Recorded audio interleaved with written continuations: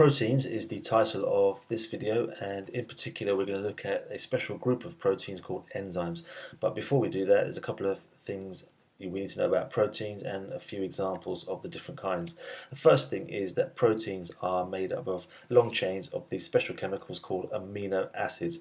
Amino acids are like the building blocks of proteins, and there are about 20 different kinds. So different proteins are different combinations of these 20 amino acids.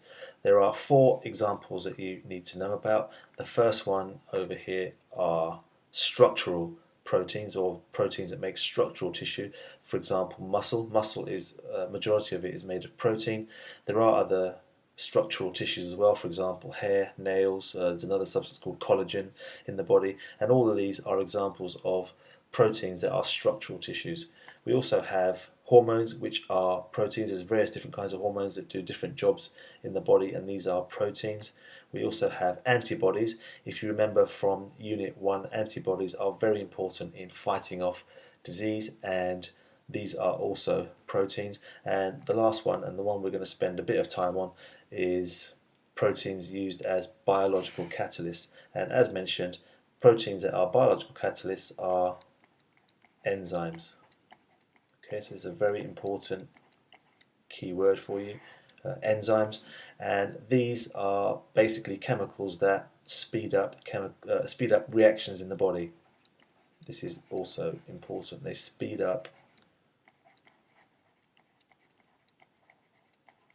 reactions in the body so that they can go at the right pace, so that altogether they can keep us alive. Now, there's a bit more detail you need to know about enzymes, so moving on to that, we have over here, I've just drawn a rough diagram of what an enzyme might look like. Now, we said that enzymes are proteins, and proteins are made of long chains of amino acids. So in this particular case, you can see in red I've drawn this long chain, and it's folded and structured in a particular shape.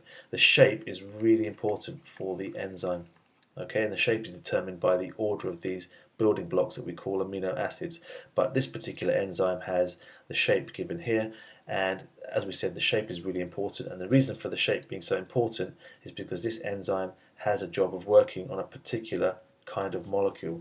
And this molecule here we call a substrate, which just means the molecule that the enzyme works on. And you can probably see already why the shape of the enzyme is so important, because this substrate molecule, for it to react, has to fit into this gap here. This gap, incidentally, also has an important name. It's called the active site of the enzyme. So that's that whole region here, the active site. And as we said, the substrate molecule fits into that specific shape and therefore can react. The job of this particular enzyme is to break down this molecule. So if we look over here, we can see that after it's broken it down, we're left with these 2 products here, and in fact this is called the product.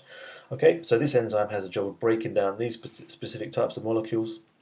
Other enzymes don't necessarily break things down, but they build things up. So this enzyme has a different shaped active site, and you can see that these molecules here are able to fit in this active site, and what happens is the molecule is joined together to build this new molecule here, this new product, and it would then continue to work with the rest of them like so. So this enzyme is responsible for building up new molecules. It's also important to remember that there are many different kinds of enzymes in the body. They work in your cells and they work outside of your cells as well, but the shape of the active site here, or the shape of the enzyme, is very important, and it will only work on certain kinds of molecule. So you can see here that this one works on this molecule. Just get the size right. That one works on that molecule. This one obviously fits here, and this one fits in there. This enzyme over here won't work at all with this substrate because it's the wrong shape. Okay, so enzymes work on specific substrate molecules, and they either build up new molecules or they break down molecules into new products. Another quite important thing is the effect of temperature on how enzymes work. So here I've got a graph. Temperature along the bottom increases and the rate of an enzyme reaction along the side. And as you can see, as we increase the temperature, the rate of the enzyme reaction increases to a certain point over here. And what's happening is that the enzyme molecules, as they receive heat energy, they are able to move around much faster, much more rapidly, and by the time they get to this perfect temperature, the optimum temperature, they're moving around very rapidly and they are able to collide with and react with lots of substrate. What tends to happen after this temperature, however, while there is more heat energy in the mixture or the solution, what tends to happen is the enzymes actually get destroyed. The shape of the active site, the shape of the enzyme gets destroyed. So you can imagine now that this will no longer fit into the substrate because the whole shape of the enzyme has changed.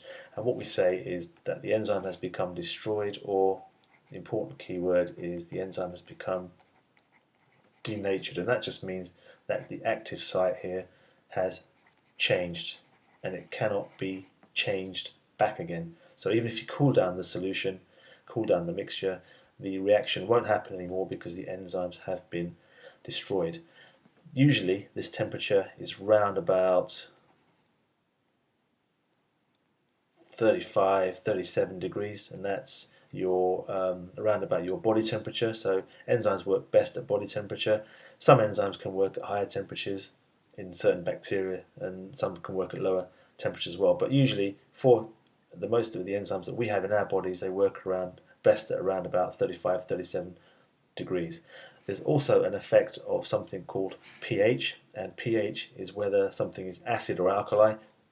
And on this scale here, on this graph here, you can see we've got 1 to 12, acid being down this end, alkali at this end, and most of our enzymes in our bodies have a pattern of reaction like this. So at high acidity or low pH, they don't work very well at all, but when they get round about to neutral, they work at their best, and when they get into alkali conditions, they don't work well at all either. The best conditions for most enzymes in our bodies is around about neutral, but there are other enzymes that work in different conditions. For example, we have enzymes that work best at low pH, at acidic pHs, and these, for example, are enzymes in your stomach.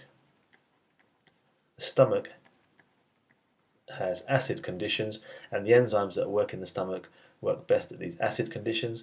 We also have enzymes that work best in alkali conditions at this end of the graph. So you can see they don't work very well when it's acid or neutral, but when we get to alkali, they work very well. And these kinds of enzymes are found in the small intestine,